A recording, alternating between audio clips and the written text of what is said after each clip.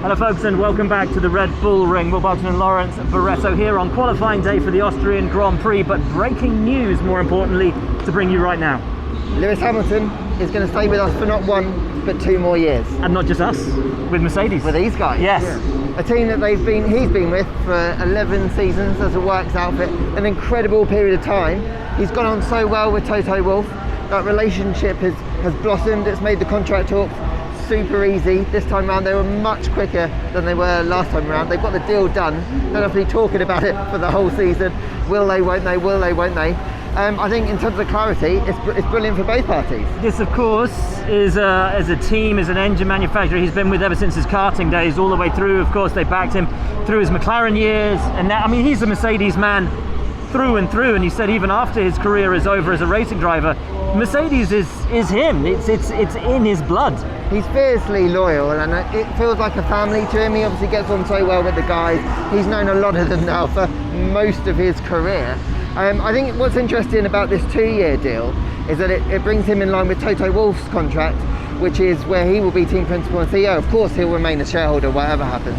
But the fact that they both end at the same time just shows how important they are together, and how they want to continue to work together, and those leadership qualities that Lewis really believes in. You talk about the length of time that this deal took. It has only been about a month since Lewis said, I want the deal done. It should be an easier deal to do. And here we are, 4 weeks later, and it's done. Yeah, it's been made easier by the fact that the COVID pandemic restrictions aren't really in place, so they can meet face to face. Yep. Have more relaxed, informal chats. Obviously, they know each other really well. I think that having had that deal very recently done, a lot of the framework perhaps was in place, and it was just about maybe doing the finer details, and that's helped with the speed of getting things over the line. But the fact of the matter is, Lewis wanted to stay in Mercedes. Mercedes wanted to keep Lewis into the new era of Formula One. It's a no-brainer. Well, here's the thing. So it's into the new era of Formula One. Is this Lewis saying, I want to put my stamp on this new era, I want to see these new regs, I want to feel these new regs, but I also want to assert my dominance, my position in this sport into the new regs to prove that I'm not just a one-trick pony, I can win with these cars, I can win with the new cars? Is it, on the flip side, or maybe in addition to that, perhaps a tacit admission that he sees this year slipping away from him, and he wants to stay to get that opportunity to grab an 8th, to make those records? I think he knows that this year is going to be the biggest fight he potentially has ever had to win the world title, and probably doesn't accept that there's the possibility he won't win it. So sticking around for at least 2 more years gives him the opportunity to make that number 8 and really put him clear of the statistics. Having said all of that, I think he's rejuvenated. I think he loves racing here. I think, why does he want to do anything other than continue racing? This is it. It's also an admission of, I'm loving it. I'm loving the fight. I'm still up for it. I'm as enthusiastic, I'm as motivated as I've ever been. And this fight with Max, I want to see this continue.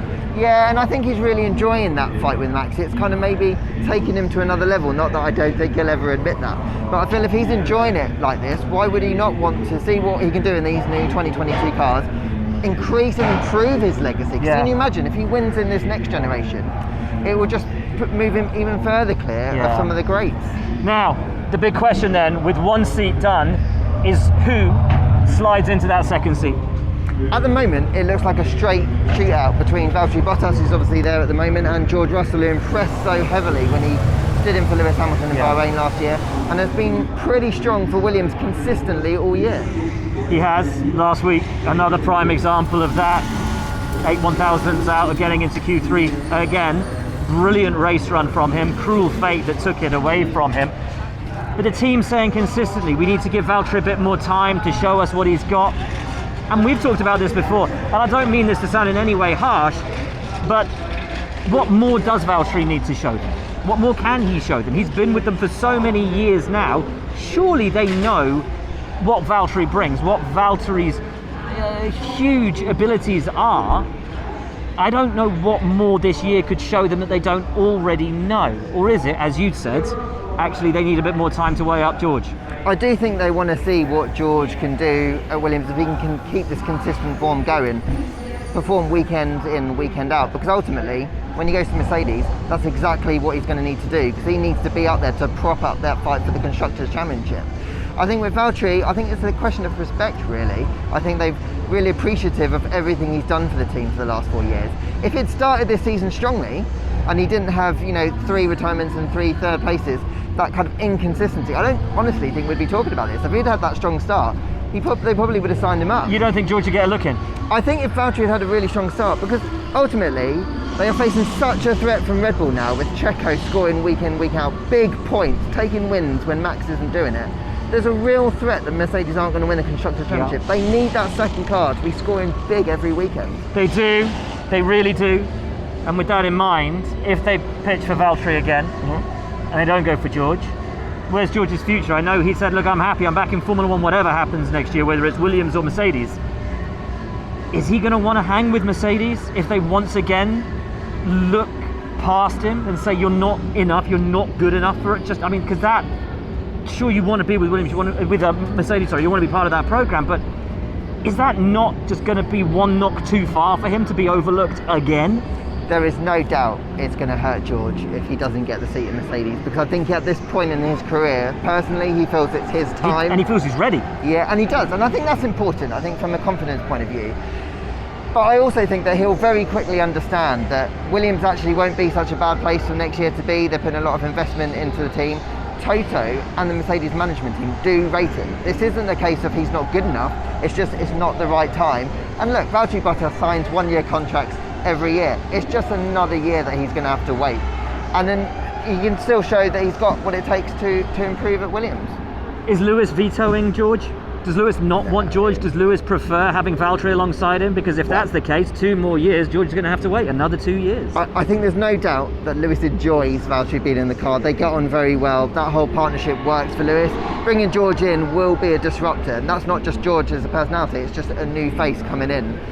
So I'm sure that Lewis would prefer it, but there's no way I think he'll go veto in it. I don't think that would have been a term in his contract that says if I sign for 2 more years, George can't come. But you're right, that could be another 2 years for George to wait.